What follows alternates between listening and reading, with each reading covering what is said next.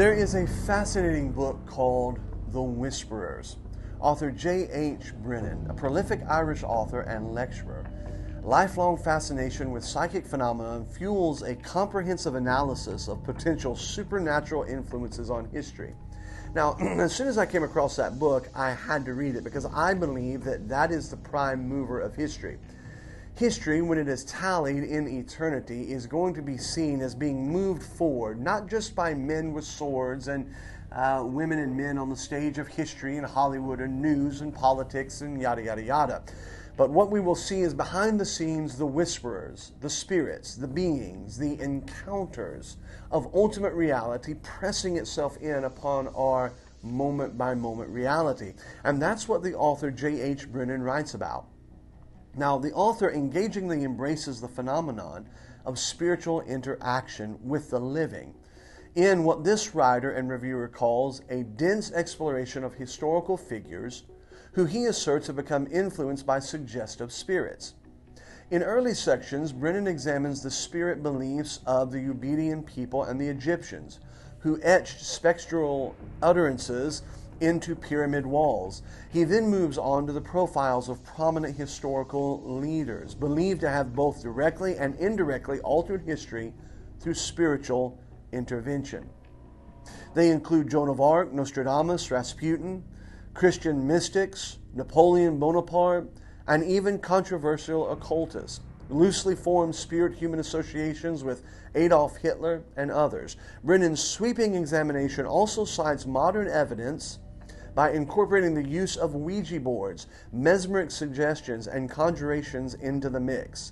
An equitable author who recognizes that his assertions, for some, will be construed as superstitious and hocus pocus. Brennan posits that visions and voices may arise not from the spectral plane, but from the historical experimentation with mind-expanding hallucinogens such as peyote, mandrake root, and LSD. Now, that is where we're going to pause right now. I highly recommend the book. It's a great read, very, very interesting. But Brennan does get to a point where he talks about Chapter 29, the scientific foundation. And that's what's been fascinating to me lately.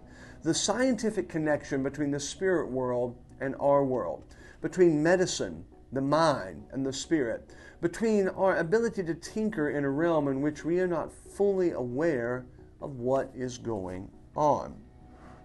He begins his chapter, and I'm just going to read you a few short excerpts, and hopefully you'll get the book yourself and read it. But Stanislav Grof was born in Czechoslovakia in 1932. He trained as a physician and a psychiatrist. In 1956, he graduated from medical school and just months later presented himself at the psychiatric department of the School of Medicine in Prague for an experiment that was to change the course of his life. It was an experiment in LSD.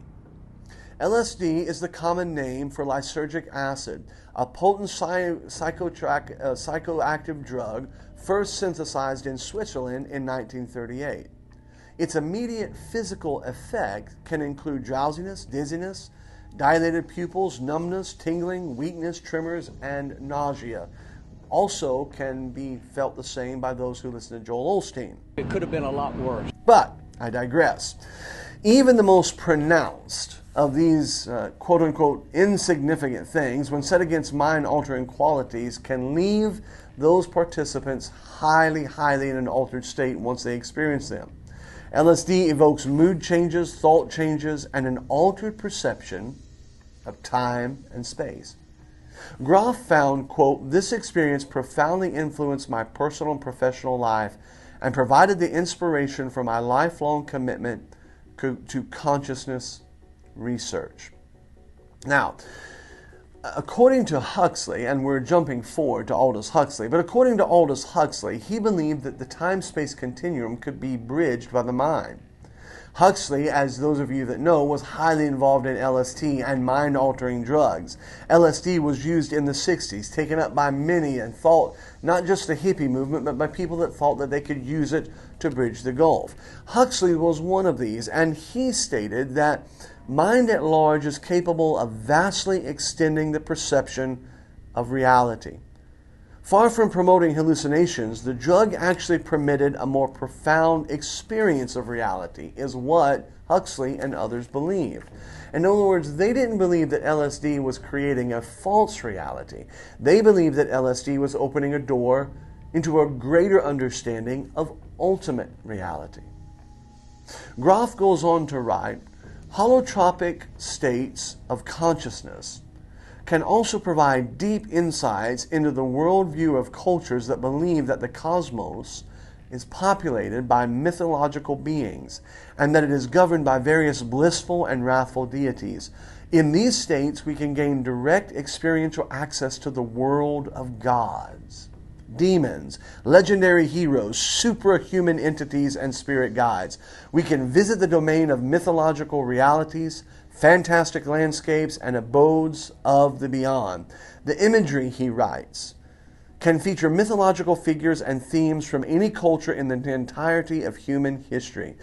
Deep personal experiences of this realm help us realize that the images of the cosmos found in pre-industrial societies are not based on superstition, on magical thinking, here it is, but on direct experience of alternate realities. That is the doorway that the drug is opening. There is another very interesting one.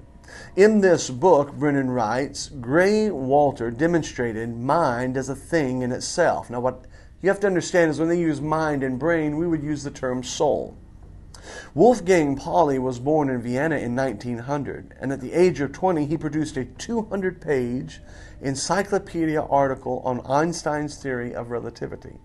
5 years later, he had completed the work on electrons that was to win him the Nobel Prize. Now, this is very interesting. In 1930, he predicted the existence of a very peculiar subatomic particle called neutrino. It was the most elusive of particles, having virtually no characteristics. It had neither mass, electric charge, nor magnetic field. It was not subject to gravity, nor influenced by electrical or magnetic field, and it could pass through any solid body, even a planet, as if it were empty space. You and I would call that spirit. He believed that it was the missing link between mind and matter.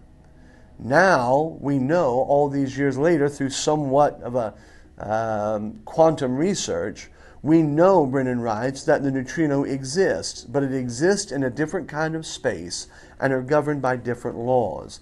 These space, laws, and governments are all being exposed, not simply by math, but by those that are using drugs to open up the doorways to reality and the doorways into parallel existences.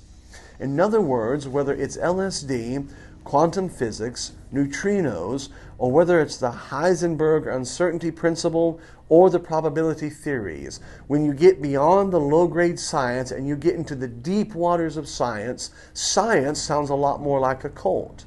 Physics sounds a lot more like your Sunday school. And the world that we have been told for so long that is purely materialistic is sounding more and more and more at the highest end of research like the spirit world. Why? Because it is the spirit world.